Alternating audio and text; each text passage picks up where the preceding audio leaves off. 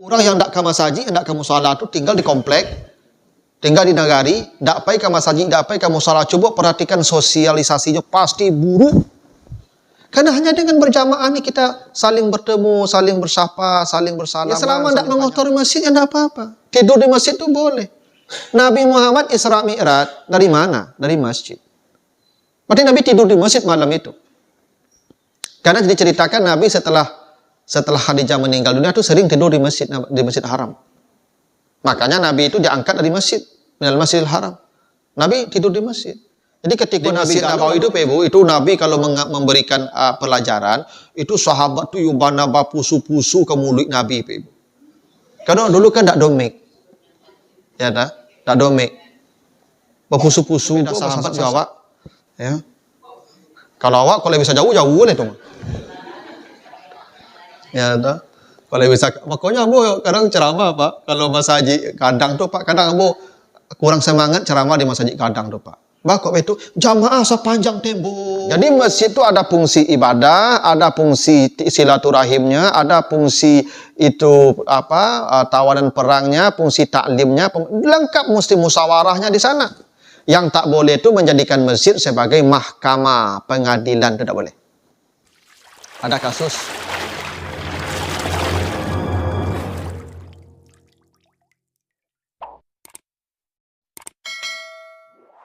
Assalamualaikum warahmatullahi wabarakatuh.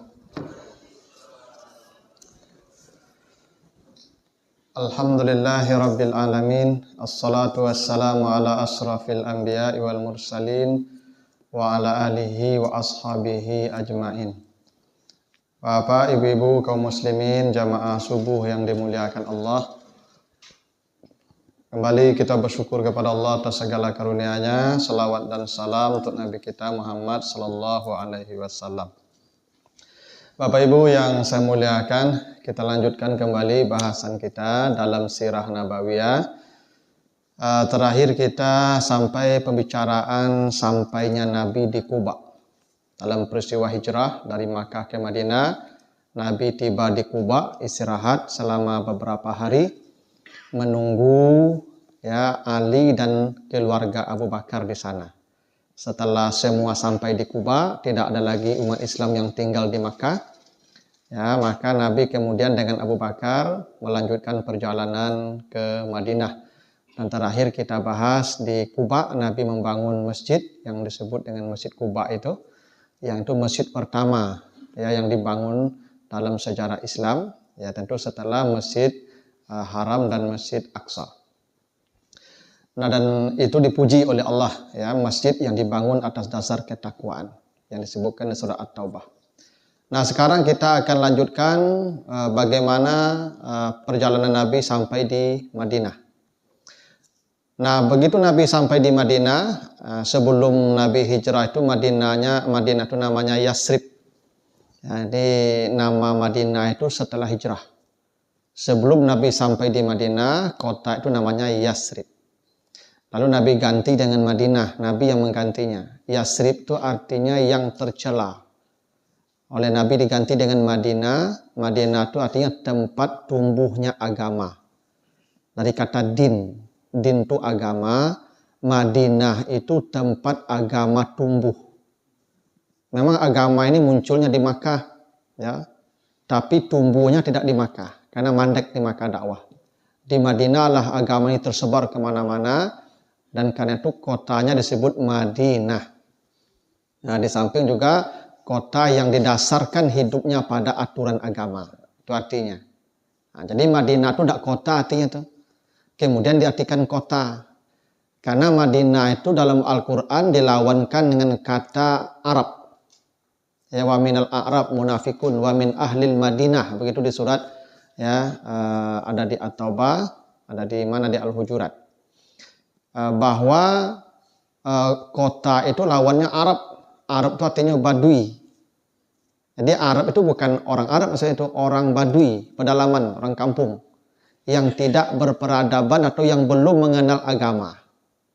Masyarakat yang sudah mengenal agama namanya masyarakat Madinah atau Madani. Yang belum mengenal agama namanya Arab Badui, pedalaman.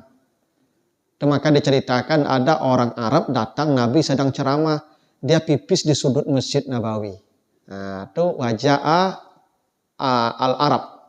Datang orang Arab, masuk orang Arab di sana itu bukan orang Arab semua, orang pedalaman, orang kampung, belum tahu juga agama nih. Nyokiro pipisku budi sembarang saya Pak. Orang kampung kan cetu perangai Pak di Matraga saya.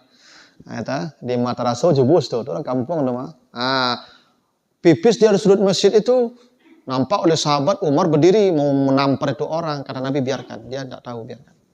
Nah, setelah dia pipis selesai oleh Nabi, suruh sahabat ambil air 1 ember. Lalu siramkan di pipis dia itu, lalu sholatlah di atas itu. Nah, kemudian jadi hukum. Apa hukumnya? Kalau ada Bapak Ibu menemukan misalnya hewan yang pipis di tanah, awak kalau sholat di tanah tuh. Misalnya sholat id misalnya, di lapangan. Tadi nampak kucing pipis itu, ambil air seember, siramkan di atas pipisnya itu, lalu sholatlah di atas itu. Suci. Jadi cara mensucikan tanah yang karena najis, bukan dibuang tanahnya, disiram dengan air. Nah, apa yang dilakukan orang Badui tadi menjadi hukum kemudian. Hukum mensucikan tanah yang bernajis. Nah, jadi Madinah itu orang yang Madani itu orang yang beragama artinya. Orang yang hidup dalam aturan agama. Lawannya Arab, orang pedalaman yang belum mengenal agama. Nah, itu nama kotanya diganti Nabi dengan Madinah. Tempat agama itu tumbuh dan berkembang. Nah, dulu namanya Yasrib, ya. Dan memang nama-nama negeri itu kan kadang-kadang tidak baik, Bapak Ibu. Ya. Di kita Malang itu kan tidak bagus tuh, Pak. Ya, nah, harus diganti dengan Beruntung tuh, Pak. Ya, sama lah kayak begitu, Pak. Ada nama-nama kota yang tidak baik. Oleh Nabi, nama negeri yang tidak baik itu diganti dengan yang baik. Nama orang juga begitu harus. Kalau ada nama orang yang tidak baik, ganti. Ada nama orang Maisir. Itu gantilah itu. Maisir itu judi artinya. Ada nama orang Zalmon, gantilah itu. Itu orang yang zalim artinya. Jadi tidak semuanya nama-nama yang bahasa Arab itu baik. Ya, kalau yang tidak cocok, ganti. Itu makanya ibu bapak, kalau kamu lagi namu anak, tanya ke orang yang pandai bahasa Arab, apa artinya? Tak sembarang lagi aja loh. Dan dia lagi nama anak misalkan Jahannam tu walaupun dalam Al-Quran ada neraka tu. Ya tu, Firdaus tak apa-apa. Nah, jadi ini penduduk Madinah atau penduduk Yasrib sebelum dijadikan diubah namanya jadi Madinah, itu memang seperti saya ceritakan sudah lama menanti-nanti sosok yang bisa menyatukan mereka. Karena di Madinah tu ada 3 entitas sebetulnya. Ada Arab, ada Yahudi, ada Nasrani. Tapi rival terberat itu adalah dengan Yahudi, orang Arab di sana. Nah, mereka sesama Arab pun bertengkar, tidak pernah habis-habisnya antara Aus dan Khazraj. Itu 2 suku besar yang menghuni kota Yasrib dan selalu bertengkar, tidak pernah akur. Mereka rindu sosok yang bisa menyatukan mereka. Maka Nabi Muhammad diharapkan menjadi tokoh pemersatu. Maka mereka sambut dengan gegap gempita ketika Nabi dan sahabatnya Abu Bakar dan rombongan yang terakhir itu sampai di kota Madinah. Nah, di Madinah Nabi kan tidak punya apa-apa, ya kan? Keluarga tidak ada, harta tidak ada, sahabat-sahabat yang hijrah juga begitu. Maka sampai di Madinah itu, Ibu, ada 4 hal yang dibangun Nabi. Jadi ada 4 pondasi yang dibangun Nabi, ya begitu Nabi sampai di Madinah. Pertama, Nabi membangun basis agama dengan membangun masjid. 2, Nabi membangun basis ekonomi dengan membangun pasar. 3, Nabi membangun basis sosial dengan mempersaudarakan Muhajirin dan Ansar. Yang keempat, Nabi membangun basis politik dengan membuat piagam Madinah, kesepakatan dengan semua entitas yang ada di kota Madinah. Ini 4 pilar atau 4 pondasi yang dibangun Nabi sesampai di Madinah. Nah, kita akan bahas ke-4 pilar ini. Bagaimana Nabi membangun ke-4 ini. Pertama yang dibangun Nabi sesampai di Madinah itu adalah basis agama, masjid, itu yang Masjid Nabawi itu. Jadi begitu sampai di Madinah, Pak Ibu, itu para sahabat menawarkan rumah mereka untuk Nabi. Ya, berbondong-bondong mereka datang, ya Rasulullah, tinggallah di rumah kami, ambillah rumah kami, rumah manapun yang kau ambil, ambillah. Semua sahabat berdatangan di golongan Ansar itu. Kata Nabi, tidak. Kita akan bangun masjid, di samping masjid itu akan saya bangun rumah saya. Semua menawarkan tanahnya. Kalau itu yang kau inginkan, ambillah tanah kami mana yang kau mau. Kata Nabi, tidak. Gini, di mana onta saya tidur, nanti di situ bangun masjid, di situ bangun rumah saya. Dilepaskan onta Nabi. Jalan, sahabatku berharap sadonya aku dapat untuk Nabi ku lalu di tanahnya. Ya, saking inginnya mereka, ya, tanah mereka menjadi tempat dibangunnya masjid dan rumah Nabi. Jalan tu unta diikuti semua sahabat, berharap ku dapat tanah ambonya lalu. Tiba-tiba onta Nabi tidur, ya, di tanah milik dua orang anak yatim dari Bani Najjar, namanya Sahal dan Suhail.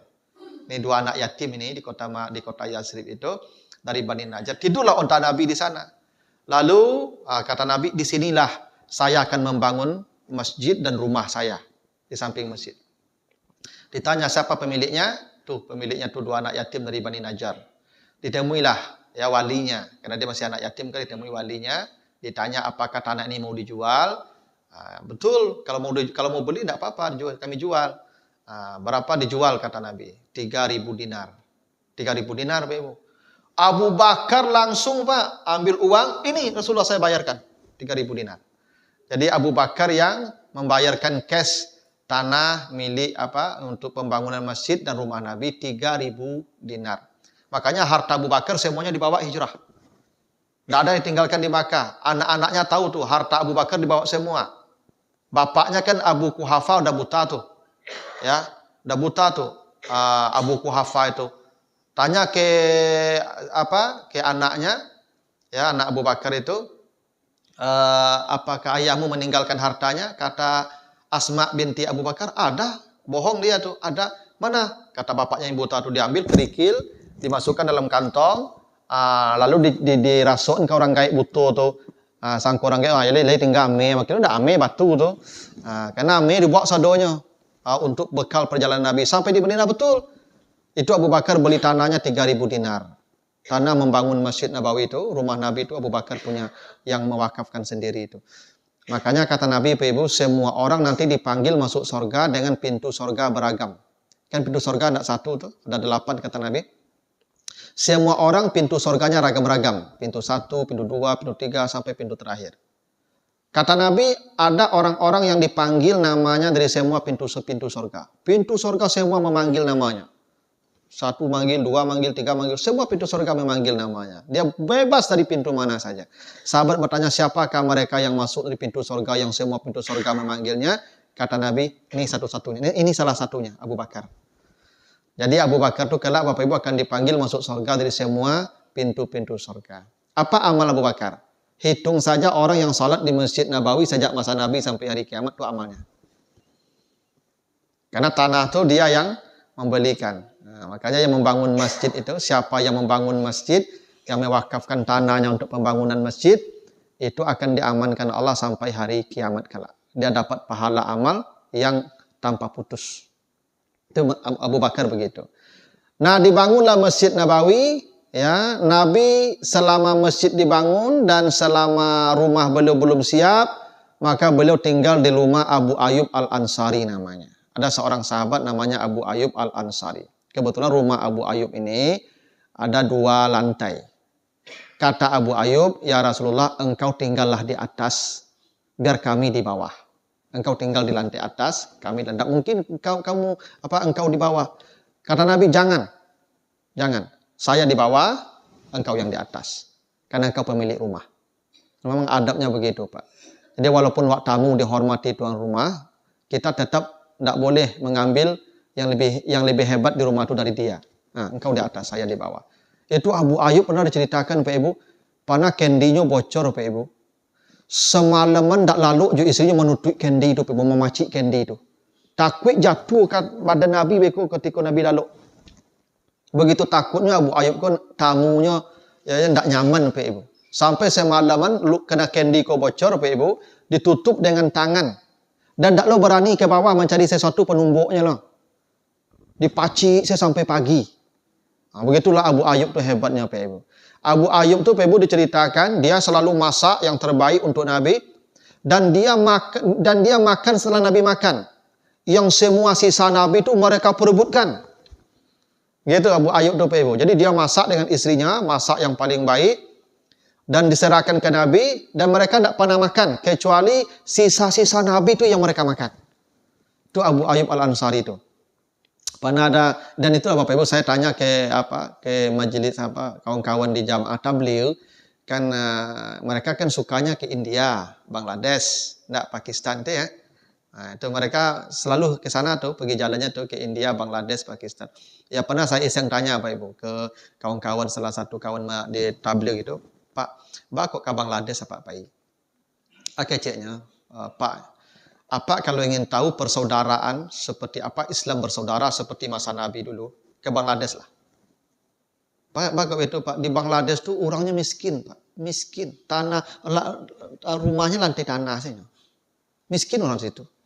Tapi apa kalau datang ke rumah orang di sana, apa ketuk pintunya, apa katakan saya Muslim dari Indonesia, pokoknya Muslim. Baju apa aku diparabuin orang tuh ikut untuk dicucikan.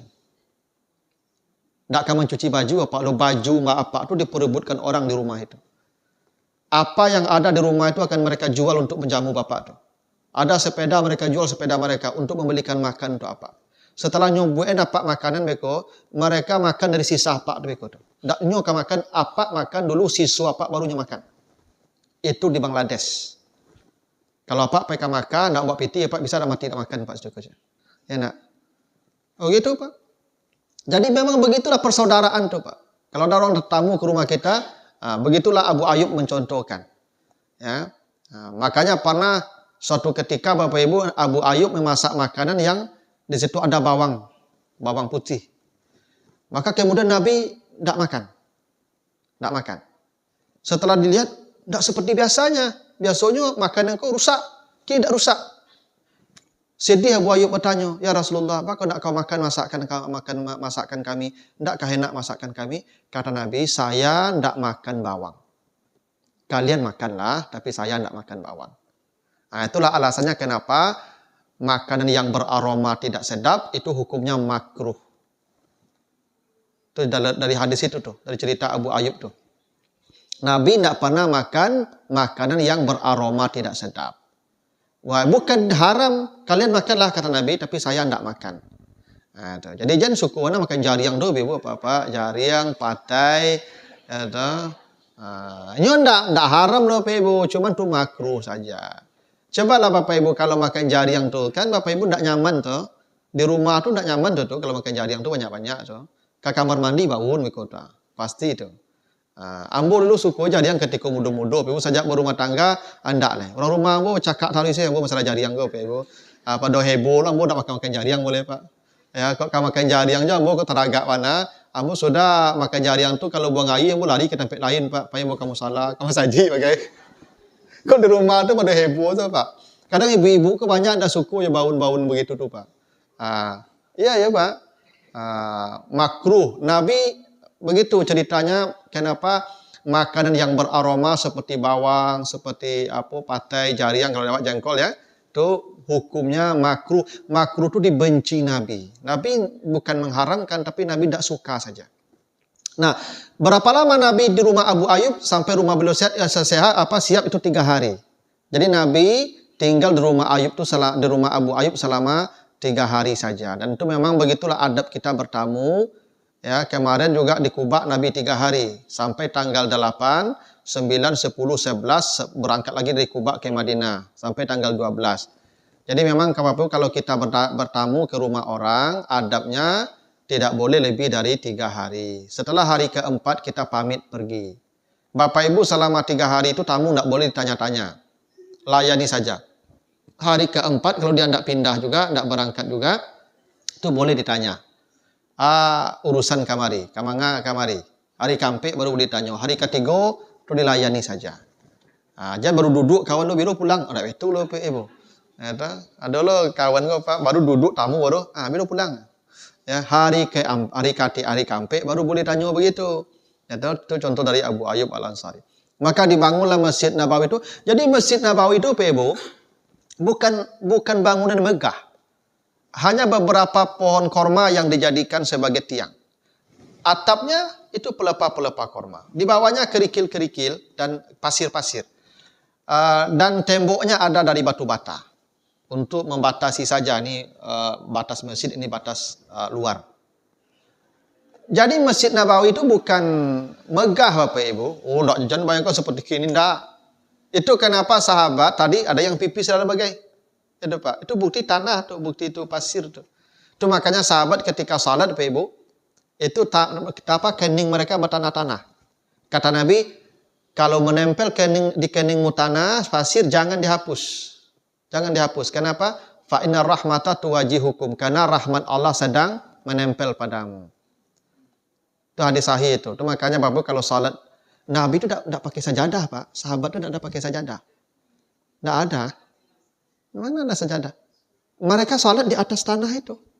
Jadi kening mereka langsung bersentuhan dengan pasir itu. Itu kenapa kening mereka berpasir-pasir. Itu kenapa saya sebenarnya memang tidak merekomendasikan kita kalau salat itu pakai sajadah yang tabah-tabah tuh, yang harganya jutaan tuh jangan. Kita beribadah tuh penghambaan, hamba, menghinakan diri kita. Yang paling khusyuk justru sujud tuh ketika langsung ke atas tanah. Itu yang paling khusyuk. Nabi dan para sahabat begitu salatnya dulu Pak. Di atas tanah tuh keningnya langsung tuh. Itu makanya dalam definisi fikih, apa itu sujud? Sujud itu wada'ul jabha 'alal ard, menempelkan kening ke atas tanah. Itu sujud. Menempelkan kening ke atas bumi. Itu yang sujud. Ya toh? Bukan tidak boleh pakai sajadah, boleh saja. Cuma jangan mewah mana sajadah Pak Ibu. Kadang dia cokasu tabah Pak. Kadang ada imamku dagi sajadah tabah Pak. Cokasu ketika sujud membandam yo matu-matu ke bawah Pak. Ketika tagak lah kunang-kunang pacalian Pak. Itulah banyak imam lo namu tu Pak.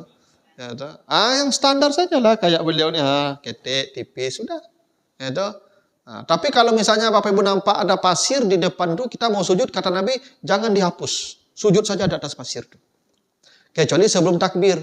Ibu sudah takbir, Bapak sudah takbir, mau ruku, mau sujud, nampak Pak kasih atau tanah di tempat sujud tu. Sujud di atas itu. Itu rahmat Allah. Jadi Masjid Nabawi itu begitu. Tidak ada sajadah.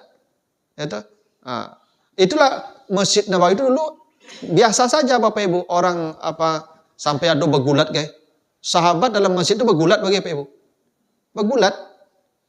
Masuk kampung Ambo kutak-kutakan nama itu. Ya Pak. Bergulat. Dalam masjid bergulat, Nabi biarkan. Ya karena masjid ketika itu lantai kasih, tidak masalah gulat. Gulat lah.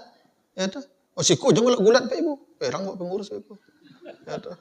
Tapi boleh zaman itu. Bahkan ada meludah dalam salat boleh kan? Kata Nabi, kalau kamu meludahlah ke arah kiri. Jangan ke depan, jangan ke kanan. Berarti sahabat ada yang meludah di masjid. Karena kalau meludah di masjid, tinggal timbun saja. Kan kasih. Meludah kan timbun, selesai. Ya toh. Kalau siku jangan Pak Ibu. Ya toh. Jadi Masjid Nabawi itu sederhana Bapak Ibu. Tetapi fungsinya Masya Allah. Pertama fungsi Nabi di situ fungsi salat tentu. Karena berjamaah sudah diwajibkan ketika sampai di Madinah. Dulu di Makkah salat sendiri-sendiri. Di Madinah diwajibkan berjamaah. Dan masjid itu tempat umat ini bersilaturahim, membangun persaudaraan. Awak kalau berjamaah Pak, kan basobok atau 5 kali sehari basobok Pak. Pasti batanyo kabar, batanyo sianan saki, baca cerita hidup, pasti itu Pak. Itu maka Nabi wajibkan setiap laki-laki ke masjid. Bahkan yang buta pun kedatang ke masjid kata Nabi. Kan ada sahabat buta mengadu Pak, ya Rasulullah, ana rajulun a'ma, saya buta ya Rasulullah. Wala ahad yakuruni ilal masjid, tidak ada orang yang mengantarkan ke masjid. Ya, istri tidak ada, anak tidak ada, hidup sebatang kara, saya buta pula. Bolehkah di rumah saya salat? Kata Nabi, al-sami'ta nida, engkau panggil, engkau dengar tak panggilan? Panggilan itu maksudnya azan. Naam, saya dengar ya Rasulullah. Sami'tu. Apa kata Nabi? Ajib, engkau datanglah ke masjid. Karena datang ke masjid ini bukan hanya soal ibadah kita lebih baik daripada di rumah. Bukan hanya soal nilai pahalanya lebih besar daripada di rumah. Datang ke masjid ini, di sini tempat kita saling berbagi cerita. Itu makanya Bapak Ibu, orang yang tidak ke masjid itu coba cari sosialnya pasti buruk. Perhatikanlah. Karena hanya dengan berjamaah ini kita saling bertemu, saling bersapa, saling bersalaman, saling tanya kabar. Itu maka Nabi habis assalamualaikum itu ibu balik badan Nabi ke belakang taruh itu. Itu sunnahnya begitu. Jadi imam balik ke belakang. Nabi balik badan ke belakang tu mencari ciek-ciek sahabat tu. Sian hendak tibu. Kalau ada hendak tibu Nabi bertanya tu. Sudah sembahyang sianu mah hendak tibunya. Sakit. Nabi habis subuh tu langsung jenguk tu. Itu fungsi masjid tu. Fungsi silaturahim, fungsi kita bersama, fungsi kita menjalin keakraban kita. Orang yang tak pergi ke masjid, tak akrabnya masyarakat. Cubalah ibu tanya. Carilah. Yang tak pernah datang ke masjid, tak pernah ikut-ikut kegiatan di masjid, apalagi ikut ibadah, pasti hubungan manusia kok tak baik. So. Jadi masjid ini dibangun Nabi, itu tujuannya agar umat ini tidak hanya beribadahnya baik, tapi sosialnya juga baik. Dengan mereka bersama. Bahkan di masjid itu Nabi musyawarah. Mau perang, itu strategi perang dimatangkan di masjid. Musyawarah di sini. Ada hal-hal yang menyangkut keumatan di sini, pendidikan di sini. Makanya ketika perang Badar terjadi, ada 70 orang kafir ditawan, mereka boleh membebaskan diri, mereka ditawannya di masjid. Kan dulu tidak ada penjara. Di rumah tidak mungkin. Kalau ada tawanan perang yang belum ditebus oleh keluarganya, maka tidur di masjid. Itu kenapa makan minum boleh di masjid, karena tawanan perang itu makan di masjid. Boleh makan minum di masjid, Pak. Siapa yang larang? Itu. Yang tak boleh itu, Pak Ibu, mengotori masjid. Tapi kalau makan minum, apa salahnya? Itu tawanan-tawanan perang masa Nabi itu di Masjid Nabawi itu tidurnya itu. Tidur di masjid, makan di masjid. Di mana mereka tidur lagi? Maka tawanan perang. Tidur di mana? Mau cari makan di mana? Ya di masjid itulah mereka tidur dan makannya. Di Masjid Nabawi itu. Jadi buatlah pengumuman itu dilarang tidur di dalam masjid. Tidur saya dari situ. Yang tak boleh itu pai lalu saya tu hari kemari ya enggak. Tapi kalau latih awak bergolek di masjid kan boleh saya tu Ibu. Ya makanya kalau i'tikaf tu Ibu kalau di masjid nanti i'tikaf bawa ya kasur kayak apa namanya itu santai yang ketek itu Pak, yang tipis tu ia khawatirnya mereka kok iyo lo batepai apa kan. Lain ada apanya kan yang diantisipasi pengurus kan itu Pak batepai itu tu mereka orang sujud kan kajutnya kan di bangunnya tu kan itu yang diantisipasi no, Pak. Ya selama tidak mengotori masjid ya tidak apa-apa. Tidur di masjid tu boleh. Nabi Muhammad Isra Mi'raj dari mana? Dari masjid. Berarti Nabi tidur di masjid malam itu. Karena diceritakan Nabi setelah Khadijah meninggal dunia itu sering tidur di Masjid Haram. Makanya Nabi itu diangkat dari masjid, dari Masjidil Haram. Nabi tidur di masjid. Jadi ketika Nabi galau lalu di masjid. Oh begitu. Karena masjid itu tempat ketenangan hati kan. Kata Ibrahim kan begitu dulu ketika meninggalkan Ismail di samping Masjid Haram itu. Rabbana inni askantu min zurriyati biwadin ghairi zi zar'in inda baitikal muharram. Ya Allah, saya tinggalkan anak saya dengan ketenangan hati di sini. Di samping rumahmu yang suci. Jadi kalau di masjid itu datang sakinah. Askantu kata Ibrahim. Datang tenang hati kita. Maka kalau ada masalah, tidurlah di sini. Tidurlah. Itu makanya masjid kau jangan dikunci-kunci Pak Pengurus. Kalau ada apa-apa bercakap je ibu, lalu siku. Iya Pak. Kau pai kalau apa kau duduk di meja menu bertambah masalah Pak. Ya. Jadi kalau ada yang bercakap dan sedang ndak akur di orang rumah, tidur siku, lalu siku. Tenang mereka tu mah. Dia kalau ada apa-apa golek-golek di masjid itu sedang bercakap itu semua. Iya begitu, jangan dikunci pintu masjid kau Pak. Biarlah, lain punya masalah sih kau golek sebentar, lalu. Ya, jadi fungsi masjid itu pada masa Nabi itu ya multifungsi, bukan hanya soal tempat salat saja, bukan ada tempat kajian juga, tempat taklim juga. Di Masjid Nabawi itu kan sering diadakan itu apa namanya itu majelis-majelis itu. Itu kenapa turun surat Al-Mujadilah Pak ya? Ya Al-Mujadilah ya, iza qila lakum tafassahu fil majalis fafsahu yafsahillahu lakum. Bila dikatakan kepadamu berlapang-lapanglah. Bila ada yang terlambat, ya berdirilah, kasih tempat duduk mereka. Karena Masjid Nabawi itu keteknya budak gadang lah. Dan sementara sahabat kalau Nabi menyampaikan ceramahnya, menyampaikan ajaran Islam Al-Quran, itu sahabat tuh beramai-ramai sasak ke Nabi. Itu makanya tafassahu, lapang-lapang. Di Masjid Nabawi itu Ibu, itu Nabi kalau memberikan pelajaran, itu sahabat tuh yubana pusu-pusu ke mulut Nabi Ibu. Karena dulu kan tak domik. Ya tak domik. Berpusu-pusu kok bersasak-sasak. Sehingga Nabi ku lah hampir kehabisan oksigen, Pak. Ya kok, dek bahasa satu berebut oksigen oleh. Maka Allah suruh tafasahu balapang-lapang masa ketik. Jadi saat mana Nabi itu. Di sahabat tuh Pak kalau mendengar Nabi mengecek tuh Pak takwiknya kalau ada yang tak terdengar. Ya. Makuk basasak kamu ko tuh. Sampai Nabi lah sasak angok. Tu beda sahabat jawab. Ya. Kalau awak kalau bisa jauh boleh tuh. Ya tuh. Kalau bisa, makanya Ambo kadang ceramah Pak. Kalau masa haji kadang tuh Pak, kadang Ambo kurang semangat ceramah di masa haji kadang tuh Pak. Kok itu jamaah sepanjang tembok seduduknya. Ya berkeliling sepanjang tembok tuh Pak. Tidak ada yang mendaki ke Ustaz kalau. Aku di masalah ketik, Ambo sadang sebenarnya ceramah Pak Ibu. Kita pasok keadaan, pasok mendaki kamu, mana aja ketik masalahnya. Sampai, lu masa haji kadang tuh itu ndak ya banal. Betul lo penyakit jamaah ko, ibu dak mau mendaki ke Ustaz kalau tak bala lah tu. Jauh-jauh tu. Ya tu. Ya kinilah domeng alhamdulillah lah. Tapi kan begini logikanya Ibu, apa psikologinya? Kalau mendaki ke sumber sesuatu tu tanda serius. Tu. Nyo mentadanga juga tapi mendaki itu bukti keseriusan. Ya nak. Ambo Ibu kalau kuliah, kalau mahasiswa ambo duduk di mungku, ambo tanda itu. Asal duduk di mungku, nyatari itu bagi B itu. Bok psikologinya, kalau duduk di mungku itu ingin mendengar ambo serius. Kalau duduk di belakangnya pasti ingin bagalui, bagara, main HP, ya nak. Ambo nak duduk ibu di belakang, tak serius, lo aja Ibu tersinggung. Nah. Tapi psikologinya begitu. Ya, itu kenapa sahabat-sahabat itu sasak-sasak ke mungku, karena Masjid Nabawi itu pertama ketik. Sehingga banyak yang terlambat tagak di luar. Banyak yang terlambat datang, tak dapat tampik lagi. Maka kata Allah, fansuzu, tagak kalian dulu. Lah tagak, atau tampik tagak tu lah rapik, masuk tu, duduk boleh.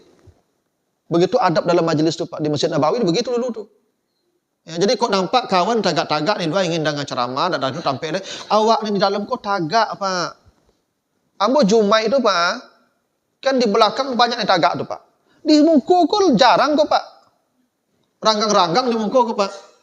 Apa salahnya sebelum khutbah dimulai disuruh berdiri dulu semua? Tidak apa-apa. Bapak-bapak jamaah ya dimohon berdiri dulu, tolong atur kerapatannya agak rapat sedikit berdirinya biar kawan kita di belakang yang berdiri bisa masuk. Lah tagaknya lah rapik, silakan duduk balik. Bapak Ibu ketika salat berjamaah rapik enggak? Rapik. Ketika selesai salam bisa tak duduk? Buktinya bisa duduk ketika tagak rapik itu mah. Cuma nak cari Jumat itu Pak. Karena memang penyakit orang kalau Jumat itu Pak, no dulu tiba tetap di belakang juga ambil tampik. Iya Pak, antara ba'ala orang kok jatuh Pak. Ya kata Nabi yang datang pertama duduk di saf pertama. Diberikan pahala seperti berkorban seekor onta. Jadi dua syaratnya dapat pahala berkorban seekor onta itu. Datang pertama, duduk di saf pertama. Kalaupun datang pertama di saf belakang, tidak dapat itu. Walaupun datang belakang, walaupun di saf pertama, datang terlambat, tidak dapat juga itu Pak. Tidak. Syarat dapat berkorban seekor onta itu ja'a fil waktil awal. Datang di waktu pertama, awal datangnya. Wajalasa fis safil awal, duduknya di saf pertama. Tapi kalau datang terlambat saf di belakang, tidak. Atau duduk di saf pertama datang terlambat, tidak, dua. Ya penyakit awakku asal dulu tiba di belakang, saya mulai kuliah Pak di Maja tu. Cuma nak cari perangai mahasiswa tu Pak. Dan dulu tiba kursi belakang nyambil Pak, ada kursi mungkul. Dan terlambat baru di mungkul. Itulah susahnya apa Ibu. Jadi di Masjid Nabawi itu begitu dulu pengajaran dilakukan di sana, pendidikan agama basisnya di situ di masjid. Itu makanya tawanan-tawanan perang tadi yang tidak ditebus oleh keluarganya, ya, yang tidak masuk Islam. Kalau dia masuk Islam, tidak boleh tawan lagi. Tidak boleh menawan saudara seiman. Jadi kalau ada tawanan perang, dia bersyahadat, bebas langsung. Atau dia dijemput saudaranya dengan tebusan 100 ekor onta, bebas, bawalah pulang. Atau, kata Nabi, ajarkan orang Islam dan anak-anak umat Islam membaca dan menulis. Bebas, 10 orang masing-masing. Wah, itulah hebatnya Pak Ibu ya. Dulu orang-orang tawanan perang yang ditawan di Masjid Nabawi itu boleh bebas dengan membayar 100 ekor onta. Bapak tahu enggak berapa harga unta ini cukup? Sama jo Avanza lah, kurang lebih. Sekitar 200-an juta lebih. Ya enggak tahu persis lah, tapi ada yang sampai harga segitu mungkin. Jawi saja tuh 200 juta lah, Pak. Ya tuh. Unta tuh Pak, mahal tuh Pak. Tuh ukuran kekayaan tuh Pak. Ya. Coba Ibu tanyalah berapa harga onta. Itu 100 ekor onta untuk belajar membaca dan menulis saja nilainya. 10 orang. Bayangkan guru mengaji Pak Ibu. Bara bayar yang harus itu Pak. Hah? Iko muatu ibu sebulan ya Pak Ibu. Kan enggak, Pak akan mencontoh Nabi Pak Ibu. Nabi mengajarkan membaca menulis saja, itu 100 ekor onta bayarannya. Iku anak guru mengaji, iku anak waktu hari aja sampai tidak membaca, sampai bisa tahsin membaca dengan baik lagi. Bahkan bisa lo tambahan pengetahuannya gila bagai. Itu 500.000 sebulan yo ndak manusiawi dia tuh. Ya. Tambahlah tuh. Ya. Kadang 15.000 orang gaek sebulan ya Pak. 6 bulan gaek menunggaknya Pak. Itu ya Masya Allah Pak. Ya, Nabi menghargai ilmu begitu. Ilmu ini mahal betul. Untuk belajar membaca saja 100 ekor onta. Mahalnya ilmu. Saya punya mahasiswa Pak Ibu. Ya, dia tamat di jurusan bahasa Arab, pergi dia ke Jepang. Di Jepang tuh dia menambah lagi bahasa Arab di sana. Di Jepang tuh bahasa Arab luar biasa Pak Ibu.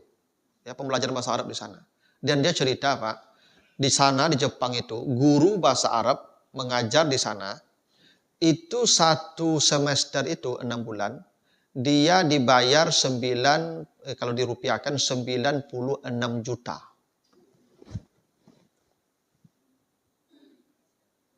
Tuh.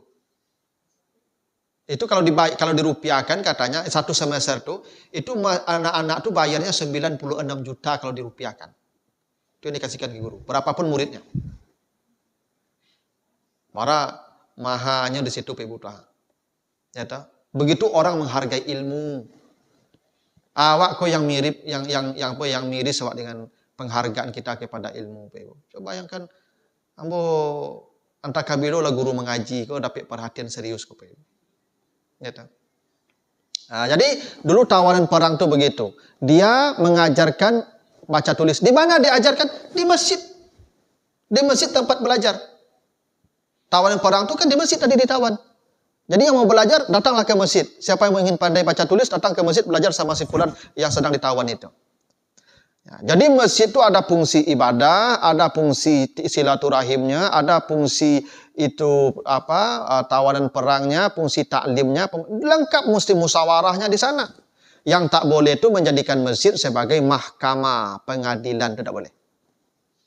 Ada kasus pencurian, itu diadili di masjid, tidak boleh. Ada kasus misalnya perzinahan tertangkap basah, diadili di masjid, tidak boleh. Menjadikan masjid sebagai mahkamah itu dilarang. Tapi lain daripada itu, boleh. Ibu bapak kalau ada masalah masyarakat ini dimusyawarahkan, tidak apa-apa, musyawarah di sini. Yang tidak boleh itu musyawarah untuk pertandingan futsal, domino, menyambut 7 Agustus tidak boleh. Pilkada, kan maslahat, boleh. Kalau memang itu untuk maslahat kita, kan kita ingin menentukan pemimpin kita. Pemimpin itu kan hubungannya dengan kehidupan kita bersama, termasuk hidup beragama kita. Ya tidak apa-apa. Dulu Nabi perang di situ. Ya. Tentu yang tidak boleh itu kampanye di masjid, itu tidak boleh. Tapi kalau misalnya kita mau pemilihan RW, lalu kita musyawarah di masjid, ya boleh. Itu. Kan kepemimpin itu bagian dari ajaran Islam. Ya, memilih pemimpin itu kan wajib hukumnya. Tidak boleh masyarakat tanpa pemimpin. Jangankan masyarakat apa kalau berjalan berdua, bertiga harus tunjuk pemimpin di jalan itu. Tidak bisa berjalan kok sama gadang loh Pak. Beko batangka beko cek surang kamari Pak. Perlu kalau berjalan itu dipilih pemimpin tuh. Maka ibu kalau pergi jalan-jalan naik bus misalnya pergi jalan-jalan sebelum perjalanan dimulai tunjuk pemimpin dulu.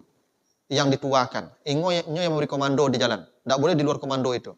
Sepakat. Yang tidak sepakat turun. Itu aturannya Pak. Itu makanya nanti setelah kesepakatan di Madinah itu, yang tidak sepakat dengan aturan itu, diusir di kota Madinah. Itu makanya ada Bani Quraizah yang diusir. Nanti kita bicara Bani Quraizah. Bani Quraizah karena tidak patuh kepada kesepakatan, diusir di Madinah. Ya memang perlu kepemimpinan itu wajib hukumnya. Kalau pemimpin dipilih tidak patuh, usir. Buah namanya tuh. Dia menjadi sumber petaka itu, pemberontak dan itu. Usir. Itu makanya Bapak Ibu kalau enggak imamnya yang mundur. Kalau jamaahnya tidak sepakat, imam mundur. Itu makanya aturan jadi imam itu, siapa yang diazab berat oleh Allah nanti di akhirat, orang yang jadi imam, jamaahnya benci. Ya, allazi ya'tamu ya annas wa unasun yakrahunahu. Siapa yang diazab Allah dengan azab yang berat, orang yang mengimami manusia, tapi jamaah itu benci padanya. Tidak boleh jadi imam, Pak. Kalau benci jamaah, dan jadi imam boleh. Makanya Pak, kalau kau jadi imam, tanya ke jamaah lu, dan kau jadi imam ayah, ke tujuh, enggak, yang turun, Pak. Jangan jadi imam. Ya kalau sudah dibenci jamaah, jangan bertahan, tidak ada gunanya. Ya imam, ya orang yang diazab Allah dengan azab yang pedih itu pemimpin yang dibenci jamaah. Jadi kalau PRW yang dibenci warga, mundur deh Pak. Yang bertahan. Ya, itu. Kalau gubernur dibenci jamaah, dibenci rakyat, turun deh. Kalau presiden dibenci rakyat, turun deh. Jangan bertahan yo. Jangan minta tambah-tambahnya lah, turun deh. Tapi itulah Pak. Kecuali mereka suka, lah apa-apa. Kalau sudah dibenci, turun. Tahu diri kita, turun. Jangan paksakan kalau sudah dibenci. Kalau ada suka, ada benci, biasa. Kan ini enggak, dominannya udah benci. Ya, kalau ada yang benci, ada yang suka, itu biasa, pastilah begitu. Tapi dikalkulasikan persentase yang benci itu lah melebihi 50%. Berarti kita harus mundur. Adabnya begitu. Makanya kalau kau jadi imam, mengangkat tangan. Saya yang suku yang mau jadi imam. Saya tidak suku yang mau kok banyak mengangkat tangan, tidak suku apa aja menjadi imamnya. Nanti diazab tuh. Orang yang mengimami manusia dan manusia benci kepadanya. Nah, jadi Pak RT, Pak RW, tanya warga lah. Termasuk pejabat-pejabat awak. Kalau mulai orang tak suku, jawab lah tuh. Turun saya lah. Lebih baik begitu, terhormat turunnya.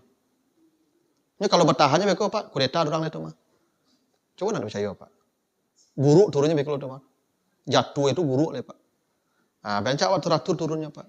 Gitu. Padahal ada kejadian di kampung Ambo Pak. Nyencama aku tak ketujuh jadi imam lah Pak. Kenapa aku ngotot jadi imam Pak?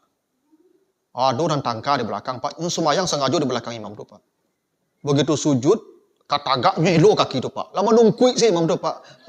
Aku tak katagak imam. Aku pacien kaki tu Pak. Kiranya Pak aku imam pula tercelapak di bawah tu Pak. Pacien kaki duduk orang. Jadi olok-olok jadinya Pak. Itu. Ya dulu orang yang tak selesai lo kadang Pak itu. Sebenarnya kan tak boleh begitu. Kan kata Nabi, sallu khalfa man qala la ilaha illallah. Salatlah kamu di belakang orang yang mengucapkan la ilaha illallah. Sepanjang dia pernah bersyahadat, berimamlah kepadanya. Tuh, kalau kita jadi makmum begitu Pak. Kita jangan pandang siapa imam itu. Cuman orang yang dibenci jamaah itu nanti diazab oleh Allah. Orang yang jadi imam, tapi jamaahnya benci. Tidak boleh. Ya, tapi Bapak Ibu jangan kemana-mana pahamnya ya. Ya, pokoknya saya hanya mengatakan imam yang dibenci jamaah, berhentilah jadi imam, jangan paksakan juga. Gitu. Begitulah. Nah, begitu Bapak Ibu.